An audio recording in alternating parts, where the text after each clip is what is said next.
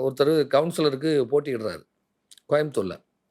எத்தனை மணிக்கு வேட்புமனு தாக்கல் பண்ணணும்? ம். இத்தனை மணிக்கு இந்த டைம்ல போய் தாக்கல் பண்ணுங்கன்னு. 60 ஓட்ல ஜெயிச்சாரு அவரு. கோயம்புத்தூர்ல. மாநகராட்சி கவுன்சிலருக்கு. 60 ஓட்ல ஜெயிச்சாரு. இன்னொருத்தருக்கு இதே மாரி அது வேட்புமனு தாக்கலுக்கு ஒரே நாள்ல 5 பேர் குடுக்குறேன். 5 பேருமே ஜெயிச்சாங்க. ம். ஆனா பெரிய வித்தியாசம் இல்ல. ஆனா வெற்றி நிச்சயமாச்சு.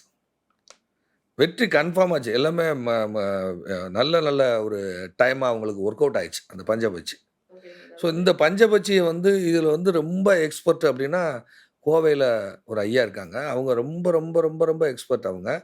அவங்க ரொம்ப காலம் வகுப்படுத்து அவங்களுடைய மாணவர்கள்ட்டருந்து நான் படிச்சது. ஆ அ நவகண்ட யாகம் யோகம் பண்ணக்கூடிய ஒரு மனிதர் அவரு. ம். உடம்பு கை கால்லாம் கழட்டி தவம் பண்ணக்கூடிய ஒரு ஒரு பெரிய ஒரு யோகி. அதுபோக வராகிக்குன்னு கோயில் கட்டினவர் அவரு. வராகி கோயில் கட்டினவரு. பெரியநாயக்கம்பாளையம் பகுதியில கோயம்புத்தூர்ல அவர் இருக்காரு. அவருடைய பூர்வீகம் சௌரிபாளையம்.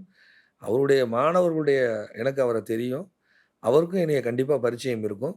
அவருடைய கலை அவர் மூலமாக வந்த கலை எனக்கு இந்த கலை.